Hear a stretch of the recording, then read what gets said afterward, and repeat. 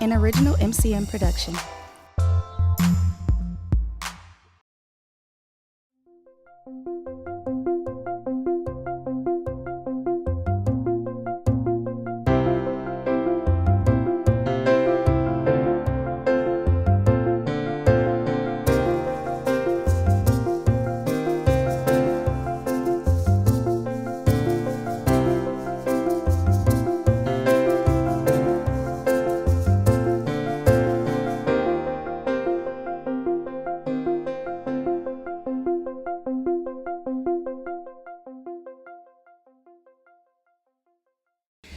So, on with our program. Next to introduce our speaker is Teresa Esser, Managing Director of Silicon Pastures. Teresa, would you please come up and do the honors?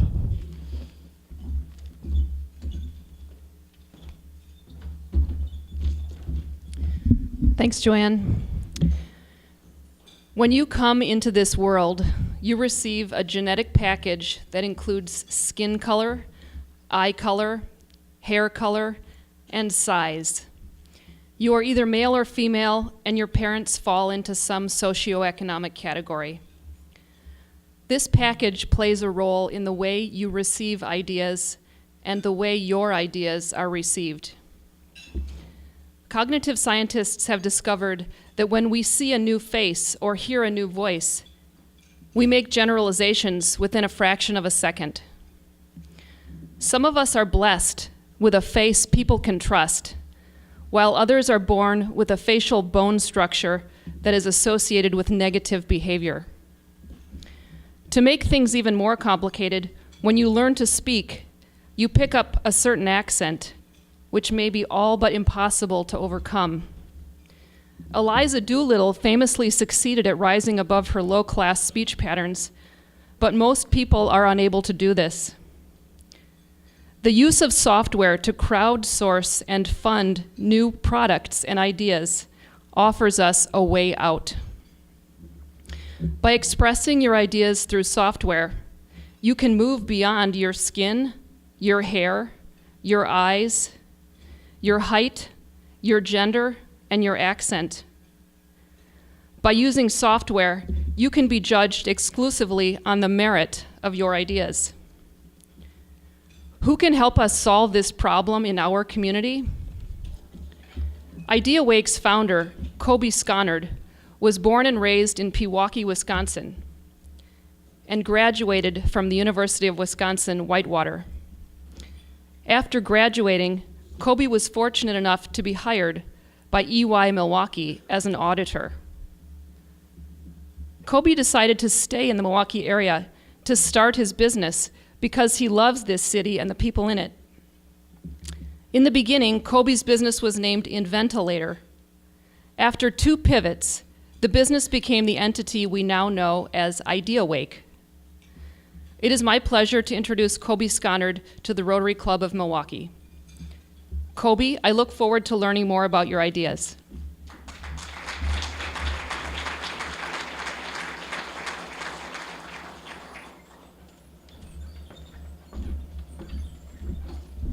Afternoon, everybody.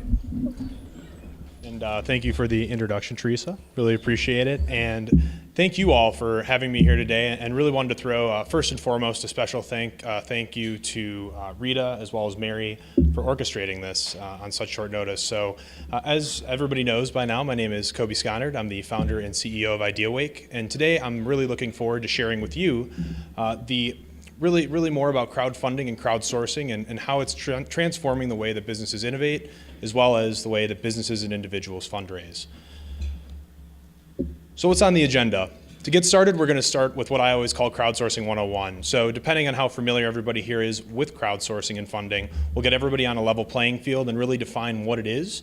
And then from there, we'll dive into the different types. So crowdfunding is the really hot topic right now, so we're going to spend a little bit more time specifically on that in its own section. And then we'll take the other 3 types and break those down, including the types, way that you can leverage it inside of your business in order to grow, save costs, and engage your employees in a more effective way. What I hope I leave you with today is really a baseline understanding of this, and I hope I persuade you to give one of these different methods a try to help grow your business or grow yourself individually. So a little bit about me. Teresa highlighted this already, but I hold a very unique record for Ernst & Young. I actually am the shortest term employee out of a 170,000 person company. So I had a really strong passion in college, majored in accounting and finance, but had a very strong passion for crowdsourcing. And this idea I'd come up with, which initially was Inventilator. And so what ended up happening, I was losing sleep, put in my 2 weeks on the first day of training, and have been working on this ever since. So very passionate, obviously, about the way that crowdsourcing and business kind of combine and really what that's going to mean for business in the 21st century. A little bit about my company, Ideawake. So right now we help companies collect, evaluate, and implement ideas from frontline employees, customers, and suppliers, typically at companies with over 100 employees. So currently we're in 22 countries. Since we founded the company 4 years ago, we've helped had a hand in building about 400 products, and we are currently in 118 cities. So a few opening questions just to start so I can get a feel for the audience. How many people here have either heard of Kickstarter or Indiegogo before? By raise of hands. Oh, awesome. All right, this is going to be fun then. Okay. So how many have actually tried funding a project on Kickstarter or Indiegogo or founded a project of their own? By show of hands. All right, well, hopefully after today we'll change that next time I come back, check in with all of you. So we do have a baseline understanding, but really who's using this, who's using crowdsourcing and funding and who can benefit from it? I truly believe that businesses, no matter what stage or size that you are, from Fortune 500 to small and medium businesses to single person entities, you can take advantage of this emerging trend. And these are just some of the larger companies that really were the first early adopters to use these different types of mechanisms that we'll be talking about today. And really just to define what crowdsourcing and crowdfunding are, because I know it's a point of confusion for a lot of people. So everybody talks about crowdfunding and crowdsourcing synonymously, but really what it is, crowdsourcing is the top topic, if you will, and crowdfunding is a subset of crowdsourcing. So when we look at crowdfunding, it's actually using the crowd to fund ideas or projects.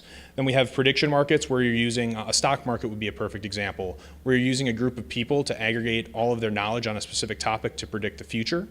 Then we have crowdstorming, which is specifically what we focus on, which is the crowdsourcing of ideas and insights from individuals or large groups. And then finally, we have crowd labor, where your crowdsourcing services vary from, most of you are probably familiar with freelancing networks, which we'll cover as well. So why should you care? I'm sure that everybody here has heard of Uber at this point, or at least most of you have. And it's really, at the end of the day, we truly believe that the industry, well, really every single industry is going to be affected by crowdsourcing. It will disrupt pretty much every single existing business model out there over the next 10 years. And the reason for that, at the end of the day, is reduced transaction costs. So businesses make money a lot of the time at the most fundamental level off of transaction costs. And what the internet really did was kind of flip that on its head and make the cost of either obtaining services, obtaining funding from a large group of people very, very low.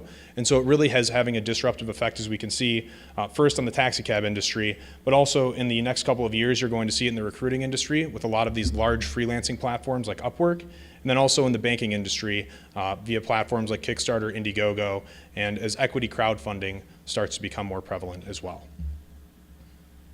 So what is crowdfunding? It's really, at a high level, the process of obtaining a small amount of money from a large group of people in order to fund a project, idea, or business. So really how it works, three-step process up here, very simple. You post a project or a business idea on a website. There's about 10,000 actually crowdfunding platforms out there right now, which we'll cover in a little bit. But then the crowd provides funding to those projects, and they will, in the future, in exchange for that funding up front, get something in the future.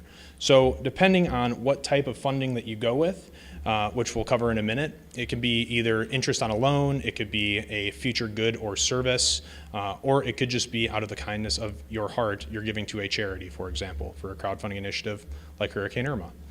So why you should care about this, and really this graph always blows my mind. We look at from 2012 to what's projected in 2020, the global crowdfunding industry in terms of total funds raised is going to be over about 2 times the size of the whole venture capital industry globally. So it's a trend that's here to stay, and it's not going anywhere. That's according to the World Bank as well, and they update that frequently, and that's still the case. So going into the different types of crowdfunding that exist, We have rewards-based, which is what everybody is most familiar with here if you raised your hands for Indiegogo or Kickstarter. So that's where you are giving, you're pre-ordering a product essentially. Or in my case, I funded a guy to build a Mars rover in the back of his yard, and he sent me a picture of himself with it. So it can be a whole slew of different things, a lot of different types of projects, but primarily the most fundamental use case is you want to manufacture something or you need to build software and you don't have the money up front to do it. So you will give access to that product or software in the future in exchange for money. Equity-based, which is relatively new to the space, is where you're actually going and giving equity in your company to a large group of people in exchange for funding, very similar to how angel investment and venture capitalism works today. The Jobs Act, which we don't have time to talk about today, but I normally do a lot deeper dive into, is it's very, very transformational in the way in the next basically decade that businesses are going to raise money.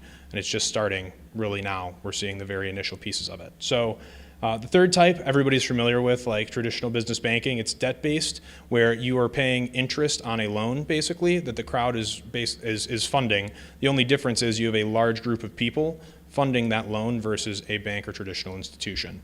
The third is charity-based, which you're giving money in exchange for love or good feeling. So, for example, like I said before, the Hurricane Relief Fund. Which type is right for your business? So it really depends on, we break this down by stage of development here really. So for startups, I would suggest reward or equity. And for SMBs and enterprise with positive cash flow, I would go with reward or debt, especially if you're offering a physical product or good. And then for not-for-profits, reward or donation-based. We've seen a lot of not-for-profits have a lot of success with the reward-based versus the donation-based as well. So one of the typical questions that we get is crowdfunding just for startups? And we strongly say no. There are several enterprises that are engaging in crowdfunding, and there's a lot of other ancillary benefits other than just funding. Obviously, financial capital is the first benefit everybody thinks of, but we also have market validation for testing of new products, so you don't spend a couple $1 million building something that nobody buys. Instead, you can test whether or not people will buy it before you actually build it. In addition to that, they use it as a marketing channel and also for customer engagement and loyalty. So there are a lot of studies coming out now, especially at the enterprise level, around how engaging with your customers and giving them a voice in the process of you building out your product really actually does drive long-term brand loyalty. So we did a study of over about 50 crowdfunding projects. This was a couple of years back, but we found at the end of the day, everybody asked, well, how do you succeed? And in one word, if I could break it down, it's obvious: prepare. So it was amazing when we started doing this study, the #1 driver of success was whether or not you had started your social media preparation and started doing promotions and building an email list up to 6 months before. If you started building your email list 3 months before, your chances of success went down precipitously. So really focusing on making a killer video, getting PR contacts, and building an email list up front are going to be critical to success when you actually launch. In addition to that, all of the algorithms on these platforms for Kickstarter or Indiegogo, in order to get featured, if you raise the first 25% of your funding in the first day, you're going to have a lot higher probability of getting featured on the homepage, which is a gold mine for you if you were trying to raise money. So if you want more information, I will share this afterwards, send it over to Rita. It's a 32-page ebook we made. Like I said, it was about a year and a half ago, but still very relevant if anybody would like to check it out. Some of the popular crowdfunding platforms that everybody knows, Kickstarter and Indiegogo, the big equity-based are CircleUp and Fundable. And if you want to go the donation-based route, GoFundMe, I would personally suggest is your best option. But just these are for you after presentation if you're interested in learning more.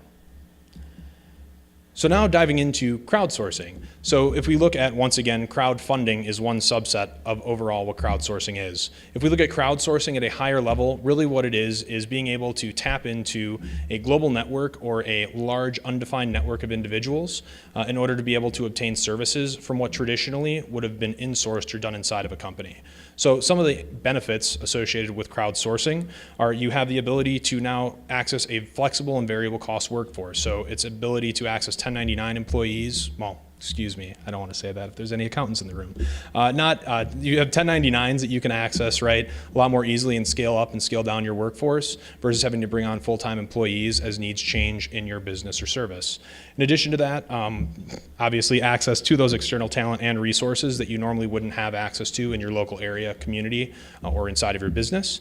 And then it really, because you can go global with it, and these platforms have become very, very effective at helping you filter down who you would like to work with, you really have the ability to leverage the power of the dollar when you are purchasing products and services from these individuals. So breaking down, we don't have time to go into all the different types. The two I wanted to focus on were crowd labor and crowd storming, as I felt that they would be the most relevant for the audience.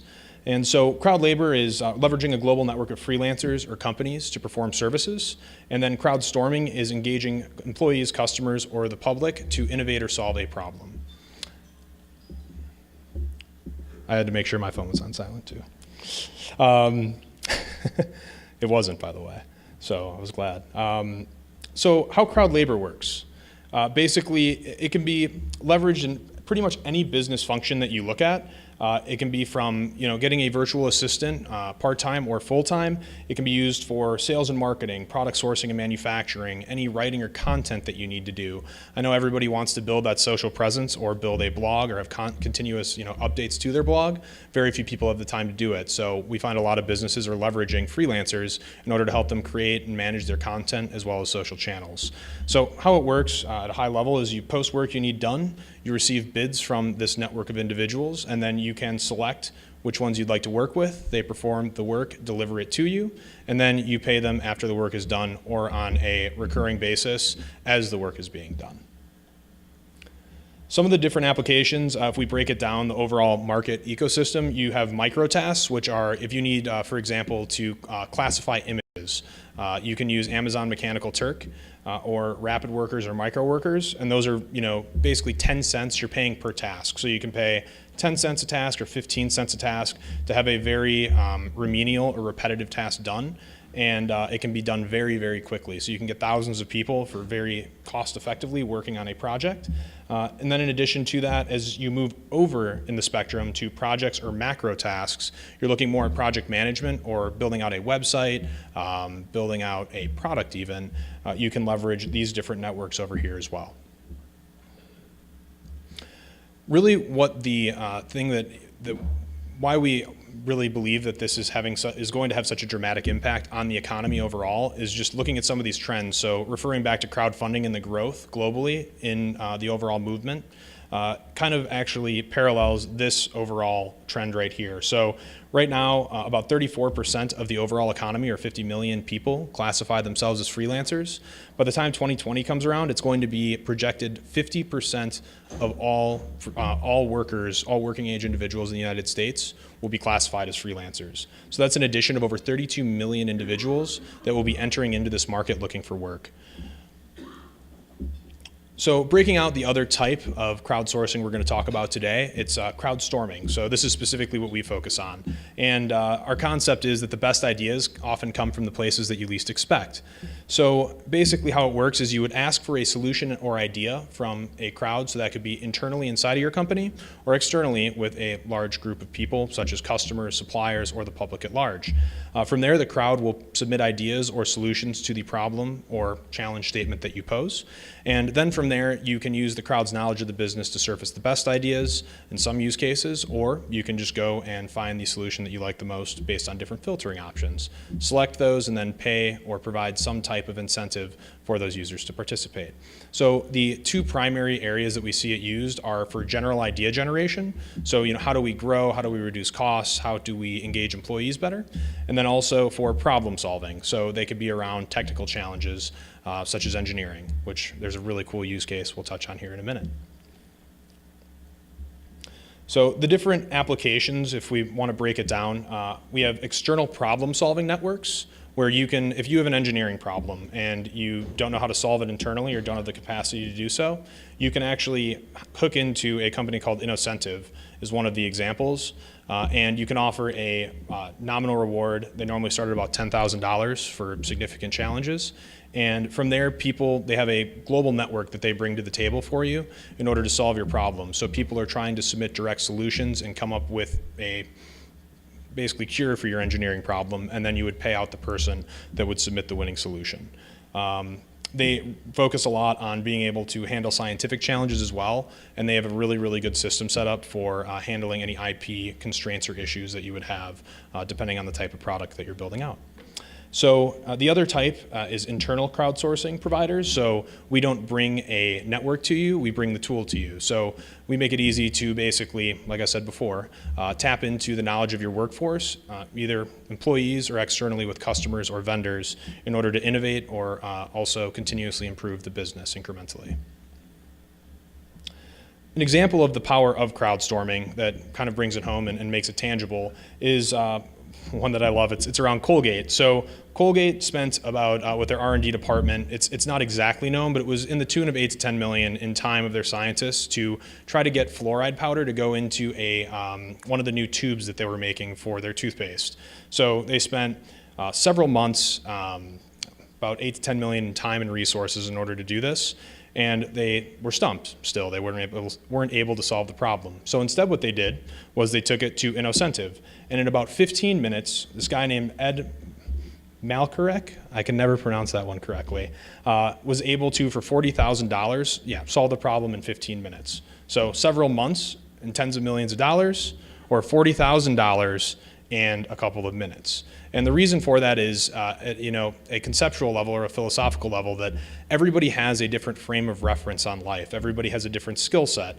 And so when you have scientists trying to solve a problem and they're all approaching it from the same direction, when you have somebody else, and I forget Ed's exact background here, but it was not in engineering. I think it was like philosophy or some type of life science. And he was able to come in, like I said, and solve that problem very quickly because of his unique frame of reference on the world. So what you're able to do with these networks of individuals, either internally or externally, is attack a problem from a lot of different angles and quickly come up with the best solution. So what's fueling this trend, the overall trend of crowdsourcing and crowdfunding? One thing is internet ubiquity. So everybody's familiar with how much faster the internet's getting, how much faster our phones are getting. And really, if you look at the third world countries, the internet is expanding rapidly, and the speed of internet that people have access to is expanding rapidly year over year. In addition to that, increase in spare cycles. So everybody here, 100 years ago would not have had time necessarily to come to the Rotary Club meeting today. You wouldn't have had, necessarily a weekend. The weekend is relatively a new concept if you look at the last couple hundred years. So it's really technology has allowed us to have more free time to allow us to pursue our passions. So what we find is for the freelancing networks, a lot of the time people are doing their own hobby or are self-taught in something that they're selling their service for online versus their traditional line of work. In addition to that, everybody says millennials, are causing work to change, which we are. But also, there's a huge shift in, with baby boomers retiring, that they want to have a sense of fulfillment and want to keep doing something. And so what they can do is hop onto projects as they want. They can work on their schedule. If anybody here drives for Uber, it's when you want to do it, how you want to do it. All you need is the app, and if you drive for Lyft, one of those cool mustaches. So the last thing is the democratization of the tools of production, and that is a really fancy way of saying that the tools for us to build are becoming so much cheaper. So before, having access to a Photoshop would have been, thousands of dollars. Having access to a computer in general, tens of thousands of dollars. The price performance of computing has gone down significantly, while the power of computers has gone up significantly. So all of us now having access to smartphones in our pockets and computers are allowing us to create things and collaborate more efficiently. So where are we headed from here? What we see is going to be a nonstop explosion in the crowdfunding industry. And then in addition to that, mass adoption of crowdsourcing solutions by small business and enterprise. So we're seeing a upward trend for people starting to outsource more and more work, and that's what we really drew. And it doesn't necessarily have to be overseas, by the way. As these freelancers are coming online, a lot of them, the statistic I gave before was the United States. So there's going to be a lot more free spare cycles, as I was mentioning, for companies and individuals to hook into to collaborate on starting a business or building out their own project. And then in addition to that, the change in the workforce structure. So being able to have free time to do, alternative projects, for example, is something that we're seeing millennials really want, and this is going to be exacerbated by this trend. Finally, the emergence of multi-tiered platforms. So originally what we were trying to build was a online startup accelerator. So where you're combining multiple pieces, we were combining funding with freelancing, with also crowdsourced intelligence with a prediction market, which we didn't talk about today. But we're going to see these different pieces start to come together for what I believe is going to be the redefinition of what a business is. So hope that this was helpful today and insightful, and hope that this gave you that baseline of information that you needed in order to get started trying crowdsourcing or funding for yourself. Any questions?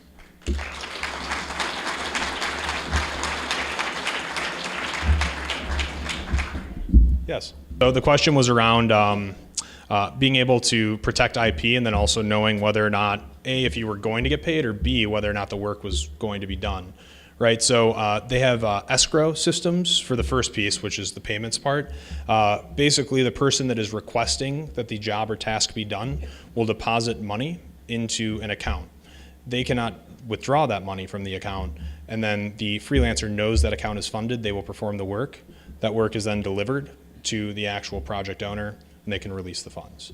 So basically, the intermediary is the platform or the provider that's providing that technology, basically, in order to create trust between the two parties. For the IP question, that is something that you're going to have more IP risk when you're on the internet, right? There's no way around it, so I'm not going to pretend like it doesn't exist. There are, when you deal with Innocentive or other platforms like it, they do have specific things built in where you're signing non-disclosure agreements when you come onto the platform in order to be able to access that information. And then in addition to that, let's just keep it at that. Does that answer your question, though? Enough? Okay. Yes. Yes. So the question was around basically if a brand is engaging, like Colgate, with an external community, who owns the brand? Well, who gets recognized, right, for solving that problem, and it doesn't tarnish the brand, I think, correct? So, I mean, it really depends on what we see driving that customer loyalty question. If you're coming to them for the wrong reasons, then it's going to tarnish your brand, like brand and brand loyalty. But if you're truly, for example, reaching out to customers to ask them in an open way how to improve the product and engaging them in that process, it's going, in my opinion at least, depending on your brand, going to really help increase brand equity because of the fact that you're engaging customers and you're giving customers a voice in the process. For Colgate example specifically, when you're doing engineering challenges, Colgate doesn't necessarily have to disclose who they are. So you can also be a private participant when you're posting the challenge. And once again, Innocentive handles, Innocentive creates the trust between the two parties, knowing that the person will get paid out based upon their submission. Is that okay? Awesome. Yes. So the question was around the pros and cons of doing crowdfunding versus the traditional means of raising money via private, well, not necessarily private equity, but angel funding or VC funding. And it really, to compare apples to apples, we would look at equity crowdfunding, equity-based, versus traditional funding. Both are dealing in equity, right? If we look at actually rewards-based versus doing private equity financing, you don't have to give up any equity, which is pretty nice, right? So if you have a manufacturing product and you know it's going to be hot, or you don't, but you put it on and you do a lot of pre-orders, it's going to actually, maybe not have you cause, maybe the need disappears for you to raise that equity financing to begin with, but then also B, it's going to help give you a higher valuation if you go to private investors because of the fact that they're going to see market demand, whereas you would have never had it before to begin with. For the question around equity crowdfunding versus doing traditional equity investment, having come from doing, it really is going to be around the industry so young, and it's only a couple of years old at this point. One of the things I have heard is that it is, depending on the platform that you use, hard to keep all of your investors up to date because you can have up to, I believe, 300 investors doing micro investments in your startup. So part of the corporate, like the back end corporate documentation and things, and keeping all your investors updated can be tough, especially if you have an unsophisticated investor making an investment in you and they're asking for updates 25/8, right? So that's the only area that I've heard of it really being negative. Having raised private investment from a non-crowdfunding standpoint, I would probably err on the side of sticking with private equity investment, just from the stage that we're at now, because of the fact I don't want to have to update 300 people. So hopefully does that answer your question? Okay. Yes. So what's the worst that can happen?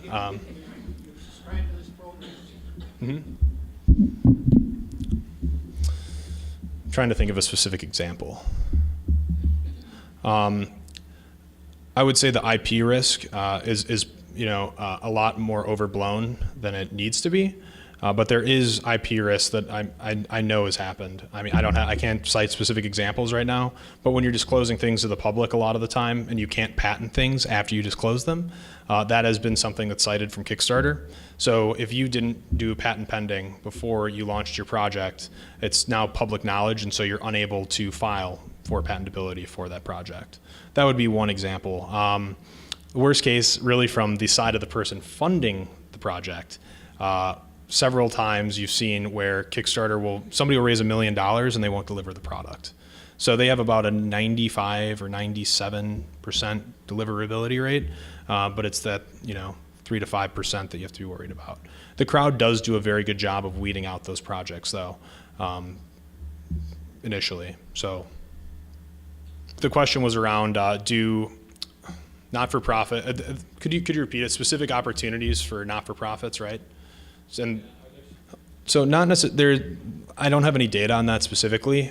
So the question was around, do specific types of causes have a fare better when raising on crowdfunding platforms? So don't have any data behind that. I know that it is directly correlated to the size of your email list, basically your following around social media or around also your email list. So your email list is gold when you're launching these campaigns. So yeah, the question was, is that the primary means that you get discovered is by your email list? It helps. So I'd say 75, if we could put it at a high level, 75% of the time, yes. 25% of the time it's a fluke and nobody knows why it happened, honestly. Sometimes things just get trending, like the coolest cooler if anybody's heard of that before, it was a cooler, right? Like a Yeti cooler that had like a stereo on it. It had a bunch of cool stuff. And it was just a really cool product. They barely had any email list when they started, but they raised well over $1 million from that campaign. Yep, so it depends on the platform and the type of financing that you're doing. So for rewards-based, which is the most standard use case, you're going to see a flat percentage. So I think it's 3 to 5% last time I checked on Kickstarter. So it's for rewards-based, it's going to be a percentage of the overall funds that you raise. For equity-based, I believe that it is based upon deal size. They take a certain percentage of the deal as a finder's fee. So. Does that answer your question? Awesome. All right, so question one was around how the SEC's involvement and just governmental bodies in general involvement in crowdfunding. So where the SEC and other regulatory bodies primarily come into play as equity-based crowdfunding. And the rules are defined by Title III. It basically, there's a lot of things that you have to do if you want to raise up to $1 million. You need to have, if you raise over $1 million, you need audited financial statements. You need operating history of a certain number of months or years. So there are pieces where the SEC comes into play, where you do have to do reporting to that regulatory body. But for rewards-based, debt-based, and equity-based, it's a lot more hands-off. It's pretty much the Wild West at this point. But in order to get the actual equity crowdfunding passed, they had to get a lot more regulatory involvement. And to the second question was around, could you repeat the second question? Oh, social. So yeah, what social media works best when you're promoting these campaigns? And it's going to depend, going back to brand, it's going to depend on your audience and really where your audience is engaging, you know? So if you're building a bodybuilding product, for example, Instagram is where all your following is going to be. If you're doing a B2B, well, this wouldn't be a good example, but if it's a B2B product, it would be LinkedIn. So it really is going to depend on looking at who your customer persona is, who your target audience is, and seeing where they hang out and asking them where they hang out, and then targeting your marketing that way. Does that help? Okay. Yes. So yeah, 2 people that work with me full time have been working with me, one of them for about 5 months now, and I've never met her. So kind of breaking down I think that was a multi-part question, though. So the question, first and foremost, was around basically, are you worried about the repercussions of never meeting your employer, and really what is the relationship now that is going to exist between employer and employee moving forward? That was the question. Okay, so it really is coming down to the benefits outweigh the costs, and if they don't, you can stay local. So we have 3, full-time team members here, and then we have 2 that work out of the Philippines. And so probably we'll never meet them in person, but the benefit of, they're providing a ton of value, they love what they do, they're able to, have a mortgage off of their salary. And so it's really, both parties win out. It's very synergistic, and if people, are against it necessarily, they don't have to play. Does that kind of answer your question a little bit? Yes. It was abstract. I was trying to. We can talk afterwards, because there are some individuals that are working on specifically what you're talking about now. So would love to chat some more. Oh, okay, thank you. Thank you again, everybody.